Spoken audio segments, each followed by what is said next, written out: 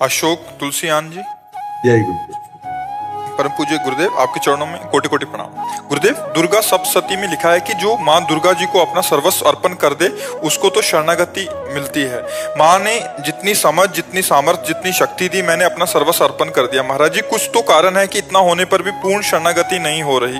कृपया मेरे मन की इस दुविधा को। अभी आपने समर्पण किया, आपको याद है इसलिए आपने समर्पण नहीं किया।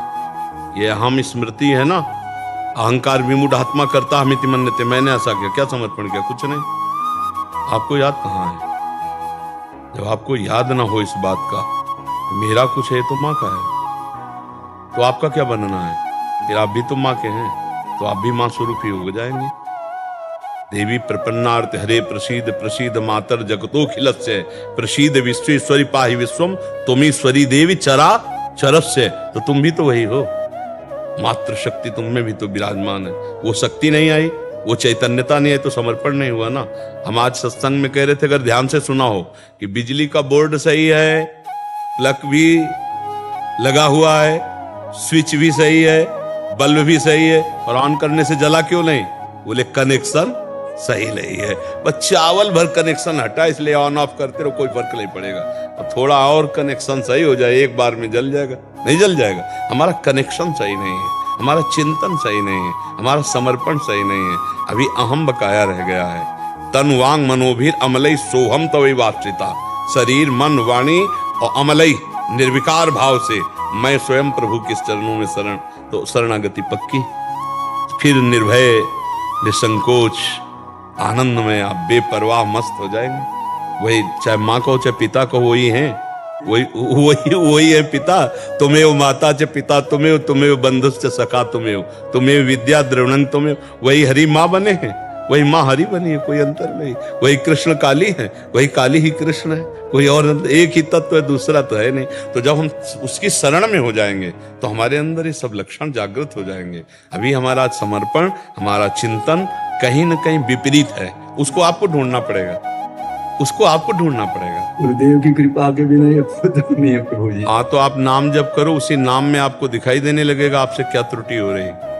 हाँ, आप नाम जप करो, जो आपको प्रिय लग रहा हो, जो आप जप रहे हो, और एकाकार जपो। जैसे मान लो माँ, हम कह रहे हैं मान लो माँ, तो हमारे सामने माँ लिखा है, तो माँ माँ, और उसी के बीच में आ जाएगी जो गलती आपकी है, जो आपकी त्रुटि है, वो साधक के सामने आ जाती कि बार बार जलन होगा और ये होगा, ये गलती है, कैसे छूटे, बस जान लेना वो गलती आ जाएगी। पूरा का पूरा अंतःकरण की छानबीन भजन के समय होती है। जब हम एकाग्रता पूर्वक भजन करते तो हमारी सबसे ज्यादा जितनी गंदगी होती जो, वही सामने आती है, वही हमारे सामने आने लगी। एकदम ऐसा ही हो, क्योंकि अपने लोग चल रहे हैं, अपने लोग केवल प्रवचन थोड़ी कर रहे हैं, उसी मार्ग में चल रहे हैं, तो उसको देखा है। उसी कमियों को हम क्रमशः दूर करते हैं, धीरे धीरे एक एक बात पकड़ी, आज ये छोड़ा, फिर ये छोड़ा, फिर ये छोड़ा, और धीरे धीरे निरपेक्ष होते चले जा रहे हैं। नया संस्कार न बनने पावे, पुराने संस्कार निकल रहे हैं, और भजन हमारा एक तार चलेगा, तब ये पकड़ आएगी। ऐसे मनोरंजन वाला भजन नहीं काम करता इसमें काम करता है एक तार भजन। तन्मयता पूर्वक देख भी रहे हैं, वही सुन रहे हैं, वही हम अंदर से जप रहे हैं। फिर उस समय सारी कमियां आ जाएंगी। आप में जो जो कमी है वो उस समय दिखाई देने लगेगी। ये कमी है, ये कमी है, ये कमी है। बस उन कमियों को अपने दिमाग में नोट करो और धीरे धीरे हटाओ, तो आप शरण में माँ के होते चले जाओगे। माँ को पुत्रो जायते कुचिदग कुमाता न भवती। उन्होंने तो प्यार ही किया है। हमारी तरफ से जो कमी है उसको हम माँ के ज्ञान बल से, बुद्धि बल से दूर करते हैं, और माँ के करुणा में चरणों का आश्रय लेकर के माँ स्वरूप हो जाते हैं। चिद चिद लक्षणम, चेतन अचेतन वही तत्व है, उसी में लीन हो गए, तब हो गया। माँ में इतना चिंतन करे कि अपना स्वरूप माँमय हो जाए, तभी माना जाएगा कि आप माँ के पूर्ण शरणागत हो गए। नहीं, हाँ, ये ढांचा केवल है, अंदर मंदिर में माँ ही बैठी है। माँ ने इतना तो ज्ञान करा भी दिया है, अनुभव में नहीं आया। बस अनुभव बिना ज्ञान। जैसे मान लो हम कहा कि खीर बनाने की पूरी प्रक्रिया पता है, पर कभी बना के नहीं खाया, तो अधूरा है ना प्रक्रिया। एक बार चक बना करके खाए तो ये बात अनुभव में आ जाए, तभी अनुभव गम में भजे जय संता। ज्ञान तो बहुत लोगों को है, लेकिन उसका अनुभव कहाँ है? अनुभव हो जाए तो जीवन मुक्त हो जाए। आनंदमय हो जाए। ठीक है।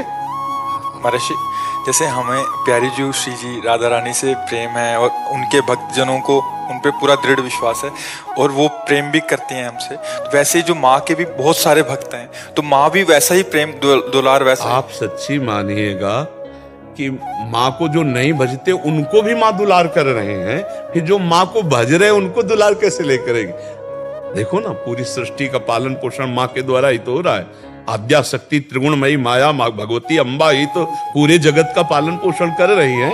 हरि की शक्ति से तो सब हो रहा है, तो शक्ति स्वरूपा यही तो है माँ, यही तो जगदम्बा है। तो हमें लगता है यदि हम प्यार से भजन करेंगे तो निश्चित यही सब हैं। आपसे सच्ची कहते हैं, आप सीता कहो, राधा कहो, दुर्गा कहो, काली कहो, अम्बा कहो, वो महाशक्ति है, वही सब परम तत्व है। 10-20 तत्व नहीं है, एक ही है। लीला में अलग अलग लीलाएं, कहीं माँ का शांत रूप है, गौरी शांत रूप, कहीं विकराल चामुंडा भद्रकाली विकराल, कहीं विकराल कहीं शांत, उन्हीं के सब रूप है। हम अगर प्यार से माँ को भजेंगे तो भगवत प्राप्ति भी हो जाएगी, ब्रह्म बोध भी हो जाएगा, जो चाहोगे वो हो जाएगा। पर इतना मानना है कि माँ से बढ़कर कोई नहीं है, बस ये अंदर मान कर के भजन करे तो उसको सब कुछ प्राप्त हो जाएगा। जैसे रामकृष्ण परमहंस जी को कौन सा तत्व बोध नहीं, कौन सा ज्ञान नहीं, और भद्रकाली माता के उपासक थे, सब कुछ ज्ञान प्राप्त है उनको, सारा ज्ञान उनको प्राप्त हो गया। तो मतलब अपनी उपासना में हमें जो दृढ़ रहना, हाँ, उसमें दृढ़ रहना। उपासक को ये मानना होगा कि जिसकी हम उपासना करते हैं उससे बढ़कर कोई नहीं है।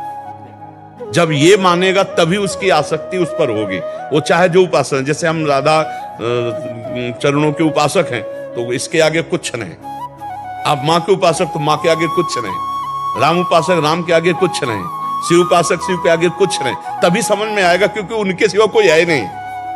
तभी आपकी आसक्ति होगी, तभी आप तन्मय होंगे। और जहां दूसरा प्रतीत हुआ तो फिर वो भाव नहीं बन पाएगा, जो भाव मोक्ष प्रदान करने वाला है या प्रेम प्रदान करने वाला। प्रेम गली अति सांकरी तामे दो ना समाए, एक ही होकर जाना होगा, एक भाव से। केवल माँ की स्तुति करो, बस एक कोई पकड़ के उसे, बस उनके सिवा कोई है ही नहीं। तुम ईश्वरी देवी चराचर से, तुम ईश्वरी देवी चरा, तुम ही ईश्वर हो, तुम ही चराचर जगत हो, दूसरा कोई नहीं। देवी जी के लिए तुम ईश्वरी देवी चराचर से। देवी प्रपन्नार्थ माने शरणागत, हरे प्रसीद, जो इनकी शरण में आ गया उसके सारे दुखों को हरण करके प्रसन्नता और सुख प्रदान किया। देवी प्रपन्नार्थ हरे प्रसीद मातर जगतो खिलत से, हे जगत की अखिल माता आप हम पर प्रसन्न हो। हाँ, सब पर दया करो, सत्य भाव से चलो, उनका नाम जप करो, दूसरों को सुख पहुंचाओ, माँ प्रसन्न हो जाएगी। बोले माँ ने ज्ञान कराया, एको ब्रह्म द्वितीय नास्ति, सब में मैं ही हूँ। जब ये ज्ञान उसने कराया तो ये दर्शन भी वही देगी। इसके लिए हमको निरंतर उसका चिंतन करना है, ऐसा नहीं कि आलसी बनकर बैठ जाना है।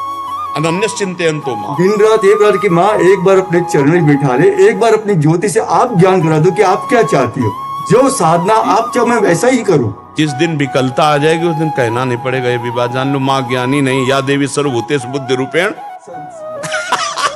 तुम्हारे अंदर, तुम्हारी बुद्धि में ही वो बैठी हुई है। बुद्धि में प्रकाश नहीं हो रहा जी, लेकिन इस जवान को रगड़ो, माँ माँ, दुर्गा दुर्गा दुर्गा, राधा राधा राधा राधा, रगड़ो, तभी हम कह रहे जवान को रगड़ो। अभी मलिनता नष्ट हो जाएगी, तेज प्रकट हो जाएगा। बिना भजन के कहने मात्र से बात नहीं बोलेगी, भजन करना पड़ेगा। बारी मथे घृत होए बरु सिकता ते बरु तेल, और बिनु हरि भजन न भवतरी या सिद्धांत। चाहे माँ को चाहे हरि को बातें कही है।